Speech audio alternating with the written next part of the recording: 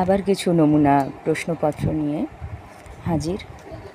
সেটা হচ্ছে কতগুলো বাগধারা, যেগুলো দিয়ে শূন্যস্থান পূরণ করতে হবে। বাগধারাগুলো পরে বলছি। বাক্যগুলো হলো এক এক করে। বড়বাবু মেজবাবু ড্যাশ নামটি শুনলেই তেলে বেগুনে জ্বলে ওঠেন।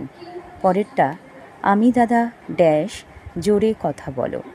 তারপরেরটা, পাড়ার ড্যাশ লোকগুলোকে নিমন্ত্রণ করো, ওদের হাতে রাখতে হবে। তারপরেরটা, দারিদ্র্যের মূল কোথায় তা না বুঝে কেবল বেতন বাড়িয়ে গেলে ড্যাশ থেকে যাবে। শেষেরটা, লোকটি যা বলে মোটেই সরল কথা নয়, ওর ভেতরে রয়েছে ড্যাশ। এবার যে বাগধারাগুলো বলেছিলাম বলবো, সেগুলো হচ্ছে কেউ কেটা, গোড়ায় গলদ, কানে খাটো, জলে কুমির ডাঙায় বাঘ, ডুমুরের ফুল, জিলিপির প্যাঁচ, চক্ষু শুল, ডান হাতের ব্যাপার। এগুলো দিয়েই এই শূন্যস্থানগুলো পূরণ করতে হবে। পরে উক্তি আলোচনা। পরোক্ষ থেকে প্রত্যক্ষ বা প্রত্যক্ষ থেকে পরোক্ষ উক্তি, ডাইরেক্ট ইনডাইরেক্ট স্পিচ। এক এক করে শুরু করি। তিনি বললেন যে তিনি সে কাজ করতে পারবেন না, এটা করতে হবে পরোক্ষ উক্তিতে। পরেরটা, বৃদ্ধ বললেন তবে তুমি এলে কেন, এটা করতে হবে পরোক্ষ উক্তিতে। আলেকজান্ডার পুরুকে জিজ্ঞাসা করলেন যে তিনি তার কাছে কীরূপ ব্যবহার আশা করেন, এটা করতে হবে প্রত্যক্ষ উক্তিতে। রামসুন্দর বললেন আমি তোকে নিয়ে আসব, করতে হবে পরোক্ষ উক্তিতে। তারপরেরটা, জীবন জিজ্ঞেস করলো যে সেদিন কী বার, করতে হবে প্রত্যক্ষ উক্তিতে।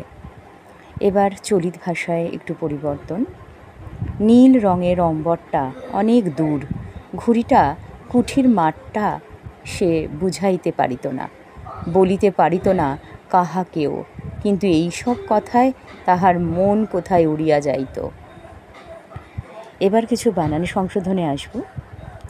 দন্তের নয় হস্যিকার, দন্তের শয়ে হস্যিকার থ নিষিদ্ধ, সঠিক বানান লিখতে হবে। তালবস্বয়ে আকার রথ হয় দীর্ঘিকার, সারথি, সঠিক বানান লিখবে। বয়ে হস্যিকার দয় দয় আকার দন্তের ন বিদ্যান, সঠিক বানান লিখবে। প বয়শূন্য র, পয়ে ওকার, কয় আকার র, পরোপকার, সঠিক বানান লিখবে।